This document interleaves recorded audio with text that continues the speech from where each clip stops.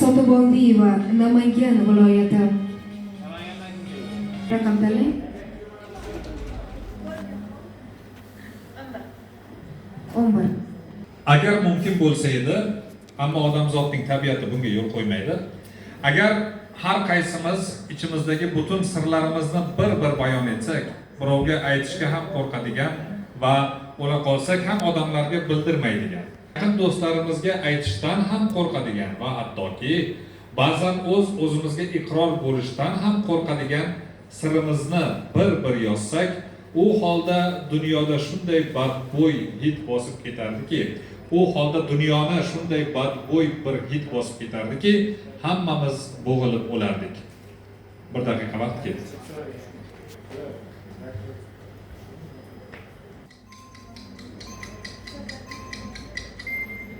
Javobingiz Shahnoza? Qon hidi. Dostoyevskiy. Xo'rlanganlar. Qaysi asar? Xo'rlanganlar va qo'rqlanganlar. O'qiganmisiz? Marhamat. Sizda yana 2 daqiqa bor va 50 ball to'plash imkoniyatingiz bor. Topaman. Fyodor Dostoyevskiy qalamiga mansub bo'lgan Xo'rlanganlar va qo'rqlanganlar asarini o'zbek tiliga Habiba Ziyoxonova tarjima qilgan. Asar rus podshohligidagi yer egasi bo'lgan Polkovskiyning o'sha kambag'allarning ustidan qilgan qo'ldan kelgancha xohlagan ishini qilishi va haqida hikoya qilingan asar hisoblanib, asar Roviy, ya'ni Ivan.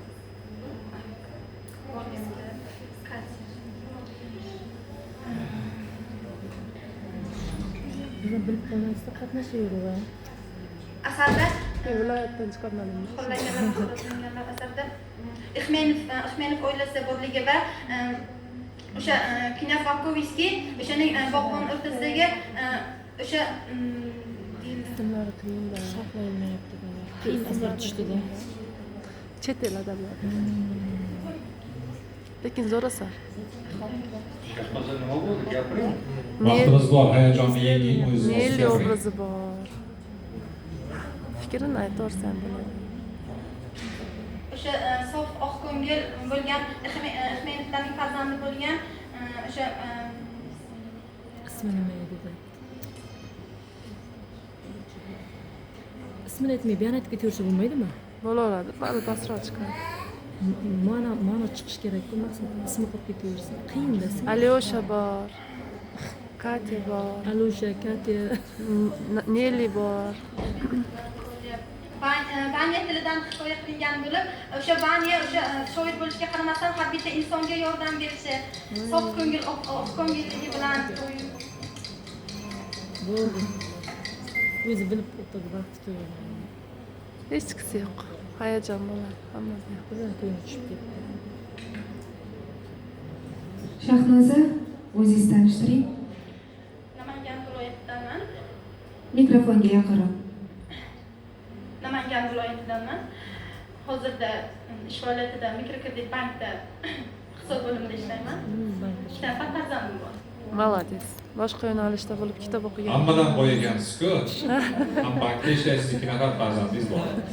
Ajoyib, yana bankirlar ham ko'rinayotgani juda quvonarli kitobxonlar safida. Shahnoza. Endi bitta albatta Vanya endi uning tilidan hikoya qilinadi, xo'rlanganlar va haqoratlanganlar asar. Bitta shuni topish uchun 2 minut vaqtingizni boy berib qo'ydingizda, masalan, sizga juda pand bergan. Yo'q, juda katta ichkarida juda katta ziddiyatlar. Roman endi dunyoda mashhur roman. Qancha bu filmlar ham bo'lsa kerak bu bo'yicha. Filmlar ham olingan, hatto bir necha marta olingan bo'lsa kerak. Mana shunday narsalarda hozir siz endi biz javobni kutyapmiz qizim. Bir ancha to'xtab qoldingiz, vaqtni boy bermaslikni o'ylashingiz kerak edi. Xo'rlangan Dostoyevskiyni xo'rlanganlar butun bir tuzumni, butun bir davrni ochib berganda masalan. Butun o'sha o'z davrining fojialarini endi bu darajada tasvirlagan asar topish qiyin. Butun insoniyatga ochib tashlagan. Hozir eshityapman, bitta haligining atrofida o'ylanib qoldingiz, hayajonlanib qoldingiz, ismini to'xtalib topolmayapman. qoldingiz. Biz kutgan javoblarni shuning uchun sizdan deyarli ololmadik-da. Siz keltirgan ba'zi faktlarni inobatga olib, aytaylik, biz 15 ball qo'yamiz. 15, 15. 15, 15. Bir ovozdan 15 ball.